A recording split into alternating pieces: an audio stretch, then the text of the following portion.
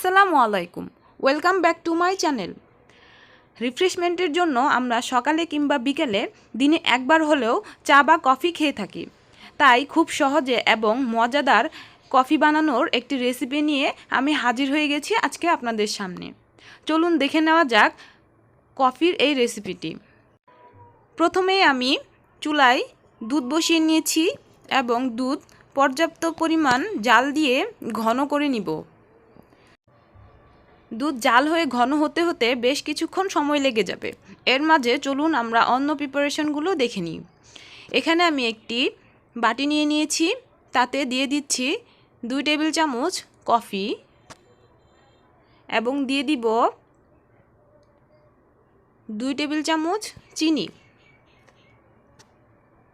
Coffee এবং চিনি অনেকটা সমান সমান রাখাটাই ভালো, তবে চিনি যদি বেশি খেতে চান তাহলে সেক্ষেত্রে চিনির পরিমাণ বাড়িয়ে দিতে পারেন।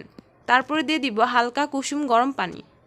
এখানে আমি গরম পানিটাও 2 টেবিল চামচই নিয়ে নিচ্ছি।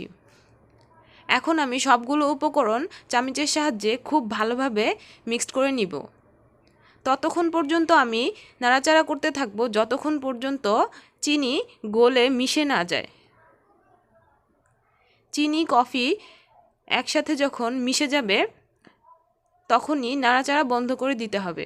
ততক্ষণ পর্যন্ত খুব ভালোভাবে নেড়েচেড়ে চিনি গলিয়ে নিতে হবে এবং কফিও চিনি একটি মসৃণ মিশ্রণ বানিয়ে নিতে হবে।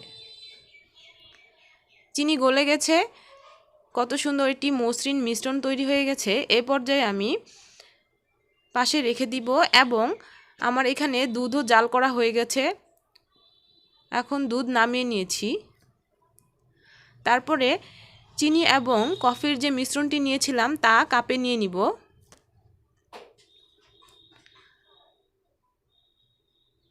তারপরে গরম দুধ তাতে মিশিয়ে নিব।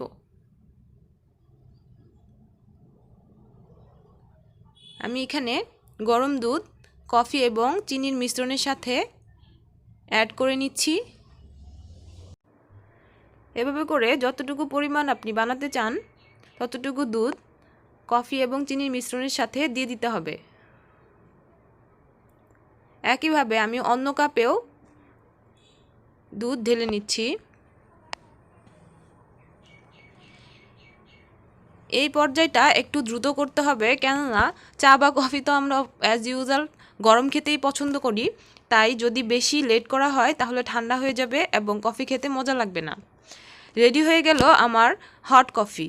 এভাবে বাসায় অবশ্যই ট্রাই করে দেখবেন এবং কমেন্টস করে জানাবেন কেমন লাগলো। ভিডিওটি ভালো লেগে থাকলে লাইক করবেন এবং বেশি বেশি শেয়ার করবেন এবং আমাদের চ্যানেলটিকে সাবস্ক্রাইব করবেন। আল্লাহ হাফেজ।